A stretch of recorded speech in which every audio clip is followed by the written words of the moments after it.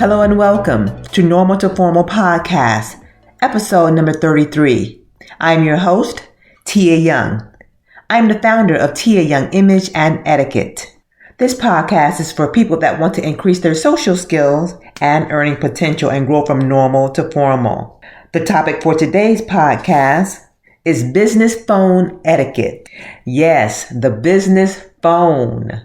We all have our cell phones that we use sometimes for business as well. But as a professional, you need to have a dedicated phone for business purposes.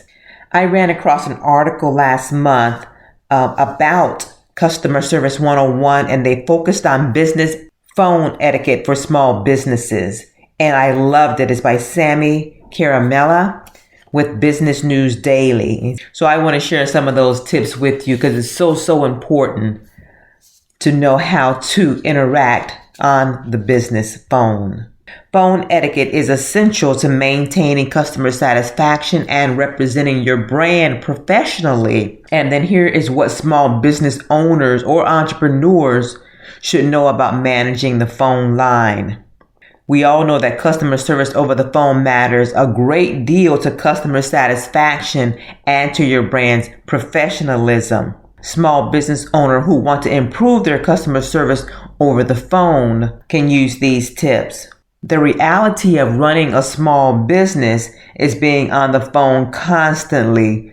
Whether you're talking to clients or business partners, correct etiquette is the key to leaving a positive impression on everyone you interact with and letting them know you're a professional. And phone etiquette is one of those things you need to continue to grow and learn in. So, what is phone etiquette and why is it important? Proper phone etiquette is crucial in the workplace. Your client's first impression of you is often over the phone. How you communicate with them might be deciding factor in whether you gain or lose a customer. Callers judge your business by the way you interact with them and handle their requests or answer their questions. Good communication is key to establishing and maintaining a strong connection with your customers. However, it's often difficult to communicate over the phone since neither party can pick up on body language or other nonverbal cues. It's important to use your words, tone, and professionalism to convey what you're trying to get across. Continuously practicing the right etiquette and ensure your staff is adhering to it as well. Consistency is key. A key takeaway, your phone etiquette can be the difference between turning a lead into a customer or losing a prospect for good. Some examples of phone etiquette. You want to immediately introduce yourself and your business. Of course, I always like to throw in a greeting as well. Good morning, good afternoon, hello. Add that greeting, then the company name, then your name. You also want to speak clearly and calmly. You want to be listening and taking notes. Listen to their concerns or requests. Remaining cheerful. Your tone will impact how your customers feel while speaking to you. If you're friendly and upbeat, they'll feel inclined to reflect that same attitude back to you. It's funny how people mirror what they see and what they hear. You sound bored, they're going to not feel heard. You sound cheerful, they'll start to cheer up a little bit as well. They'll start to mirror what you do. I'm an old schooler, so I like to talk on the phone or talk face to face. But I prefer to talk so I can kind of at least hear how they really feel when they're talking to me and not kind of guess by what they text or what they email. So I'm going to share 10 phone etiquette tips for businesses. The first one, you want to be consistent. Be consistent. And what I mean by that, you want to have everyone answer the phone, the business phone line consistently. Or if it's just you, be consistent with the different people that you interact with. You want to train staff or anyone else that works for you to use a professional greeting that mentions the company name, then their own name. Then you can say, how can I help you? But it's not necessary. They know you're there to help them. Number 2, never interrupt. Don't interrupt a complaining customer. I know that's hard to do, but train yourself and your team to listen to the whole problem no matter how long it takes. Even if the call will be handed off to another member of your staff, listening to the whole story is important so the customer feels taken care of. Number 3, get to know the hold button. The business phone, there should be a hold button or a mute button. Get to know those buttons. The hold button is your friend. Never put the phone on your chest to muffle the mouthpiece so you can speak among yourselves. Clients may hear things you don't want them to hear. So don't cover the phone with your hand. Don't muffle it in your shirt. Put them on hold or mute so they can't hear muffling in the background. Number 4, also get to know the transfer button. You need to know how to transfer someone to another member of the team. The best person to handle this is Jane, so I'm going to transfer you.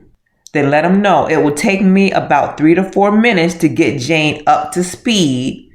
And then you want to ask, so can I please put you on hold? You want to ask them and don't assume they want to be on hold. They might say, just call me back shortly when you figure out who's going to help me. Or they'll say they'll call you back. But always ask, may I put you on hold? Can I put you on hold?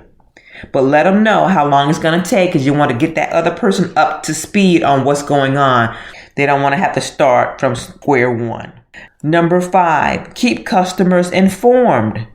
It's important to train your team on this. They have to give the client a list of what they're going to do, or you have to do this. Then a longer time frame than necessary. So you want to say it's going to take a little longer than you expect. If you say it's going to take me 30 minutes to get it done, when it really might only take you 15 minutes to get it done, and you get back with them sooner than you thought, they'll feel like you've really gone to bat for them. But if it takes an hour to get it done rather than 30 minutes, they're going to feel like you dropped the ball. So tell them that it's going to take a little longer than expected. And then when it doesn't, they feel like you're really taking care of them as the customer. And then you want to explain in detail what's going to happen. Mrs. Smith, here's what I'm going to do for you. After we hang up, I will call the supplier. And then it might take me a day or 2 to hear back from them and reach the right person. And then when we order the item, it might take a week or so to get here. And then we'll call you and let you know it has arrived. So step by step, exactly what's going to happen. Number 6, and I love this one, smile when you talk to customers. Did you know you can hear a smile? Actually, research shows that smiling while speaking on the phone makes a detectable difference in your tone of voice. Words and intonation are much more important over the phone than in a face-to-face encounter. They can't see your body language, but that smile and intonation really helps during that conversation. So smile when you're talking to customers. Number 7, learn how to handle angry and abusive people. First of all, you don't want to tell someone to calm down. No one wants to sound like a crazy person. But when a client is that mad, they can't help it. It's going to sound counterintuitive, but your customer service person or you should speak in a slightly louder voice initially if the customer starts out loud. Their words should be reassuring, like, how awful, or you're absolutely right to be upset, or I can't believe this. The client will feel understood. Slowly, the caller's voice will resume normal volume, and the customer service rep should once again mimic the client's volume. Once the customer is quieter, you can then describe how you will resolve the problem or issue. So learning how to handle those angry, hopefully no one will be abusive, but you really are going to mirror what they're doing at that time. Agreeing with them, telling them that you understand and you can't believe this is happening to them or how terrible it is. Once they feel heard, then they'll tend to calm down. Number 8, answer after the first few rings.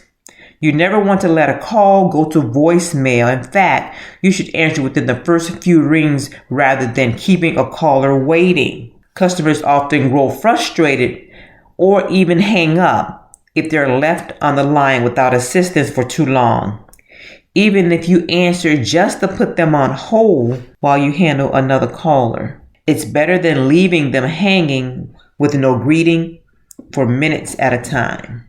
Number 9, eliminate background noise. Background noise is extremely distracting and unprofessional. To eliminate unwanted noise, make sure you're in a quiet area or a private office and don't use the speakerphone. You never want to use the speakerphone when other people are around.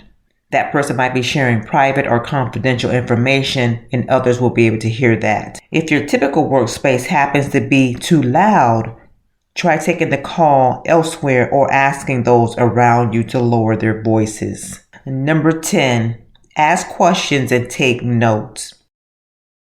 If you're unsure who exactly the caller is or what they need from you, then ask. Make sure you jot down information like their name, number, and company and understand exactly what they're asking or requesting. For instance, if they're trying to reach someone in the company who is currently unavailable, you'll want to record the message they wish to relay along with their phone number and full name so you can deliver it accordingly. So those are 10 phone etiquette tips for businesses or entrepreneurs or managers, CEOs that will help you have a great first impression over the phone. Most times that's how we meet people for the first time, over the phone, and then that leads to a face-to-face meeting. So we want to make sure that we're showing up as our very best. I hope you've learned some wonderful new things for phone etiquette. I know it makes me feel good when I connect with the person I'm talking to, the customer service representative. I had a call today with my insurance company for medical, making some appointments, and my insurance has changed. It's through my husband's business, and I wasn't sure of my current doctors were on the list. So she was very patient with me, explained everything in detail. I took her name. And those are the kind of people you want to send a letter to their manager to say what a wonderful job they did. But I always ask for their name and I let them know, thank you so much. Her name happened to be Stacy. Thank you so much, Stacy, for your patience and for answering my questions. So it's so important, so important to be cordial over the phone. Thank you so much, everyone, for listening to Normal to Formal today. Please join me next Wednesday for another episode on any of your favorite podcast platforms. Please subscribe, comment, and share. Follow me at Mrs. Tia Young on Facebook, Twitter, and Instagram, and Mrs. Manners on LinkedIn. My website is tiayoungimage.com. Thank you so much for joining me, and I'll see you next week. Bye-bye.